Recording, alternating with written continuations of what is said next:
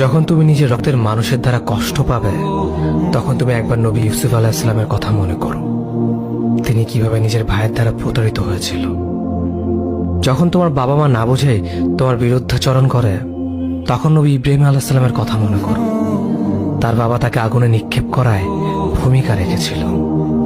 যখন তুমি সমস্যা থেকে পরিত্রাণের জন্য কোনো পথ পাবে না, তখন ইউনুস আলাইহিস সালামের কথা ভেবো। তিনি কতটা সময় তিমি মাছের পেটে আটকা পড়েছিল।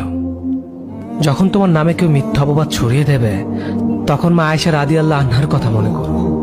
তার নামে পুরো শহর জুড়ে কুৎসা রচনা করা হয়েছিল। যখন তুমি অসুস্থ ব্যথার যন্ত্রণায় কাতরাতে থাকো, তখন নবী আইয়ুব আলাইহিস সালামের কথা ভেবো। তিনি ভয়ঙ্কর এক ভাইরাসজনিত রোগে আক্রান্ত হয়ে তোমার থেকে বেশি কষ্ট পেয়েছিল। যখন তুমি দিনের কোনো বিধান নীতিতে যুক্তি খুঁজে পাও না, তখন নবী নূহ আলাইহিস সালামের কথা ভেবো। তিনি কোনো প্রশ্ন ছাড়াই মরুভূমিতে নৌকা তৈরি করেছিল।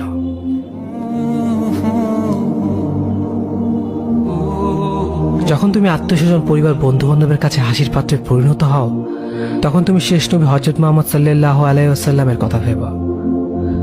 রাসূল সাল্লাল্লাহু আলাইহি ওয়াসাল্লাম বলেছিলেন, সবচেয়ে বড় পরীক্ষা দিয়ে সবথেকে বড় পুরস্কার আসে। যখন আল্লাহ কাউকে ভালোবাসেন, তখন তাকে পরীক্ষা করেন, এবং যে এই পরীক্ষাগুলো মেনে নেয়, সে আল্লাহর সন্তুষ্টি অর্জন করে।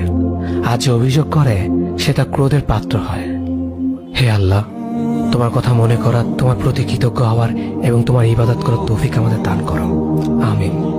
যেভাবে তুমি সন্তুষ্ট হও, সেভাবেই আমাদের পরিচালিত করো।